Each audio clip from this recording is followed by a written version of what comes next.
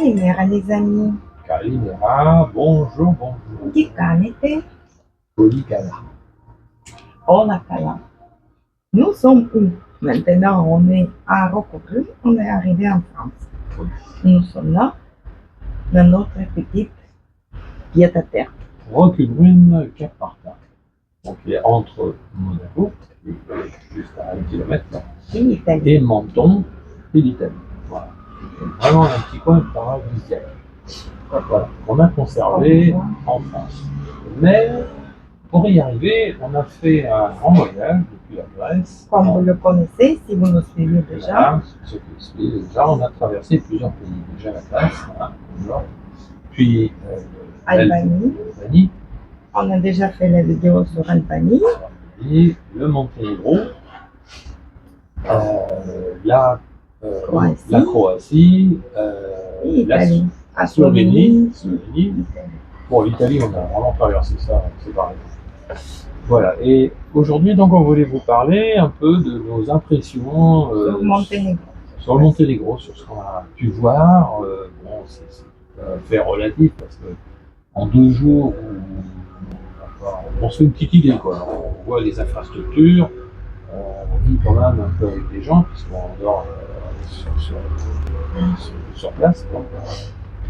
Voilà, on a des choses à dire, des remarques à faire. Oui, comme les Français, on peut faire notre remarque. Voilà. Par rapport à l'Europe de l'Ouest et l'Europe de l'Est, comment ça se passe. Alors. Donc, Monténégro, maintenant, le pays qui est en phase de développement. Ça développe beaucoup. Et il se met sur le tourisme, il développe beaucoup le tourisme. Après la séparation de Yougoslavie, Monténégro, qui a récupéré les plages de la Serbie, se développe. Ce qu'on a remarqué, il y a beaucoup de nouvelles constructions. Alors c'est vraiment, quand on vient d'Albanie, on passe, alors à l'Albanie on s'adapte, hein, on voit qu'il y a beaucoup de choses à voir, à revoir, enfin bref, c'est leur mode de vie, après tout, ça les regarde, c'est bien, hein, si ça les gêne pas, mais c'est vrai que dès qu'on passe au Monténégro, là, c'est un choc, là, tout est propre, les routes sont belles, les maisons sont bien construites, bien agencées, vous n'avez pas de ruines, pas de saleté. Il n'y a pas un papier sur toute la route qu'on a traversée, alors que l'Allemagne, c'était dommage. Mais voilà, donc, alors déjà, on a remarqué ça, on arrive en des routes qui sont superbes, petite route, hein, nous on est resté quand même sur une petite route, mais propre partout, les petits villages qu'on traversait, c'était très joli. On s'est arrêté, bien sûr, hein, soit prendre un petit café, visiter un peu. Mais on a vraiment découvert surtout la ville. J'ai oublié le nom, là. On a voulu s'arrêter dans une ville. On a découvert, on s'est arrêté au Bar, déjà la ville de Bar. Bar, oui. C'est en face de Bari, c'est le grand port de Monténégro, parce qu'il y a les bateaux entre Bari et Bar. Ouais. C'est Italie et Monténégro qui circulent. Après, on est passé juste, on voulait s'arrêter à Budva, qui se développe, c'est une ville très touristique, Budva. C'est les plages, les infrastructures d'une grande ville. Alors, Budva, oui, alors c'est ça qui nous a choqué, c'est que Budva, c'est vraiment, c'est un petit Monaco. Franchement, c'est magnifique. Il y a beaucoup d'immeubles. Et une population, mais c'était dense, on est venu, on pensait qu'on pourrait s'arrêter, se garer, mais non, c'est impossible. Tous les parkings sont payants, évidemment, mais il y a des places incroyables. Donc on a fait le tour en voiture. C'est dommage, je voulais vraiment m'arrêter, voir un peu quoi ressemblait. On s'était déjà arrêté il y a 3 ans peut-être, et on a déjà été choqué. Et là, les constructions, c'est des beaux immeubles, hein, très beaux immeubles, tout neuf. Alors les voitures, c'est pareil, hein, c'est du russe, hein, enfin du russe, je veux dire, c'est ce qu'on a vu à Moscou, quoi. C'est du 4x4 SUV chinois, non, plutôt allemand, une grosse marque allemande. Bon, là, ça choque, hein, vraiment, non, on n'est pas du tout dans un pays qui s'ouvre, hein. On sent qu'il y a beaucoup de dynamisme, d'investissement, de tout ça. Impressionné, hein. Budva, si vous avez Monténégro, ça visiter, hein, c'est un petit Monaco, voilà, vraiment un petit, même plus grand, parce que c'est plus grand que Monaco. Vous avez l'île, s'est arrêté, il y avait l'île des Riches, une île qui est Ouais, une presqu'île. Saint-Stéphane, Saint-Stéphane, qui est très célèbre, elle est jolie comme tout, mais on ne peut pas rentrer. Par contre, tout est fermé. Je pense qu'en effet, il y a des visites quelques jours. Ou alors on on visite peut avec un visiter, guide. oui, avec Parce un que guide. c'est des riches C'est propriétaires c'est- et ils veulent pas avoir du monde C'est la ville des riches. touriste. Voilà, c'est très spécial quand même, mais voilà. Et puis l'impression qu'on a, oui, c'est un pays en plein développement, tout du long, pays qui devient, je pense, qui est pas riche, enfin, mais en tout cas, il est devenu, c'est clair. Ça fait un choc avec l'Albanie. Il y a beaucoup de construction, des routes qui sont en construction. Par contre, pour traverser Monténégro en ce moment, c'est très très longue. Parce que la route centrale, il n'y a pas beaucoup de routes. Déjà, il n'y a pas d'autoroute à Monténégro. Et la route centrale entre l'aéroport de Tivat et Kotor Ah oui. et jusqu'à Budva, elle est en construction. En plus, c'est les Chinois qui font la route. Mais Il y a oui, beaucoup de c'est- Chinois asiatiques. Ah oui, des travaux énormes qu'on a Oui. vu là sur des kilomètres. 10 km, Et- pour passer 10 km, on a mis combien? 2 heures. 2 heures. Là, c'est colossal ce qu'ils font. Et on regarde, les ouvriers, c'était tous des Chinois. Et en effet, c'est un grand projet chinois. Ben, les Chinois investissent donc au Monténégro. Ah oui, comme en Serbie aussi, ils font du costaud. Hein. Ça va être beau et tout, parce que Kotor, c'est pareil, ça draine un monde fou. Hein. Kotor, par la route, par le bateau, c'est joli. Les Kotor. bateaux qui s'arrêtent. C'est incroyable, Kotor, il y a un monde fou aussi, toute l'année, ça marche toute l'année. Mais Budva, c'est pareil, c'est toute l'année, c'est pas un truc estival. Là, on est arrivé au mois d'octobre, c'est blindé, il y a un monde fou. Donc en fait, ils sont en train de revoir les infrastructures. Donc c'est les Chinois qui s'en occupent, je ne sais pas ce qu'ils ont passé comme accord avec eux. Hein.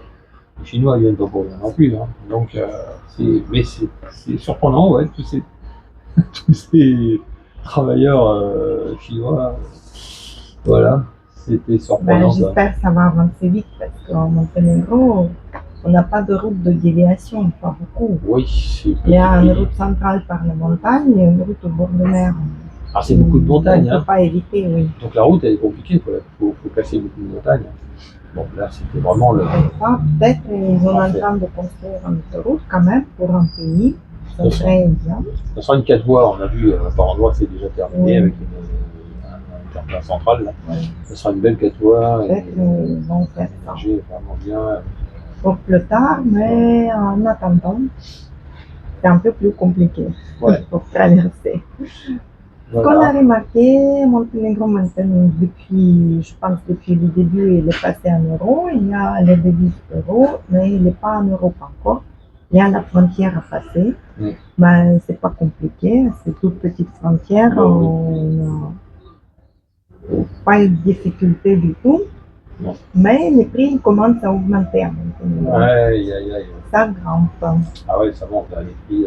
Ça monte. Si avant, même il y a 3 ans, je pense que c'était un peu moins cher quand même. Maintenant, tout augmente. Les logements, peut-être l'électricité, l'essence encore, ils ne sont pas trop chers. Oui, un c'est 40. moins cher, un 40. 95, un 40. Oui. Ça va, c'est moins cher. Mais, par contre, l'Albanie qui est pauvre, l'essence elle est à 1,80. On ne peut pas contrôler ça. C'est cher. C'est étonnant. Oui. Mais après, les prix, oui, ils commencent un peu à augmenter. Les cafés, tout ça, la nourriture, oui, ça commence à être un peu plus cher. Bah, nous, on vient de Grèce. Tous les souvenirs, les magasins, les boutiques, ce qu'on a vu, on n'a pas spécialement visité les magasins, mais tout ce qu'on a vu, c'est les mêmes prix qu'en Europe. Bah, en Kotor, sur Kotor. Oui, surtout en Kotor, parce qu'il y a beaucoup de touristes. Alors c'est plus cher que la Grèce, plus cher que l'Albanie, bien sûr. Voilà, on monte un peu, évidemment, c'est plus on monte, plus moderne, oui, ça se rapproche de l'Europe, hein, tout le monde. Hein. Voilà. Alors, qu'est-ce qu'on pouvait dire d'autre? Sinon, c'est un pays en train de développement, c'est le bon moment de visiter maintenant. Je pense que c'est pareil, c'était des pays, des bons investissements immobiliers il y a quelques années, peut-être encore maintenant, je pense. Parce que vu la qualité de la construction, c'est très beau. Il y a certainement, on ne s'est pas penché sur les tarifs, mais s'il y en a qui veulent investir, je pense que c'est encore jouable. À Budva, c'est vraiment c'est super. Hein. Là, c'est une grande ville d'avenir. Hein. Il y a la mer, la montagne, la plage, c'est beau. Oui, vraiment. bien placé au centre peut-être de faut- Monténégro. On pense à ça aussi, nous, quand on traverse les villes, on regarde un peu l'immobilier, à quoi ça ressemble, est-ce que c'est des pays d'investissement, il y a comme ça ces pays qui s'ouvrent à l'Europe, là, qui, à un temps, comme en Albanie, par exemple. Je pense que là, oui, l'Albanie, c'est pas cher. On peut investir, mais bon, il faut attendre 10 ans, peut-être 20 ans pour que le pays Que soit, ça soit soit bien, bien développé. Voilà. Quoi dire d'autre? Ouais, Après, il y très a eu beau, à hein. la frontière, on a découvert une petite ville, on s'arrêtera la prochaine fois pour découvrir un peu plus Herceg-Novi. C'est juste à la frontière de Croatie, pas loin de Dubrovnik, c'est peut-être une vingtaine de kilomètres de Dubrovnik. Ouais. Ville très très sympathique, très mignon, il y a aussi une forteresse dedans. Voilà, découvrir peut-être, c'est la ville un peu moins chère que les autres, que Kotor ou Budva, c'est plus touristique. En fait, tout ça, ce sont des pays de l'ancienne Yougoslavie, Serbie, hein, c'est des Serbes en fait. Monténégro, Serbie, Croatie, c'est un peu le même esprit, hein. C'est peut-être, voilà, ça explique pourquoi est-ce que ils rebondissent, ils se développent bien, pourquoi le pays se développe bien, quoi. Voilà. Ouais, beaucoup. Ah, c'est les amis, ce qu'on a eu à dire sur Monténégro. Prochaine Donc, vidéo, ce sera sur Croatie aussi. voilà. Donc là, on vous fait un petit panorama. Ça, c'est Là-bas, Ouais, c'est c'est- Monaco, apparemment.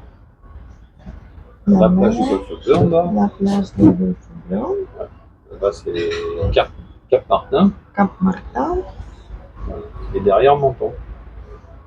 Et l'Italie. et même les petits bateaux.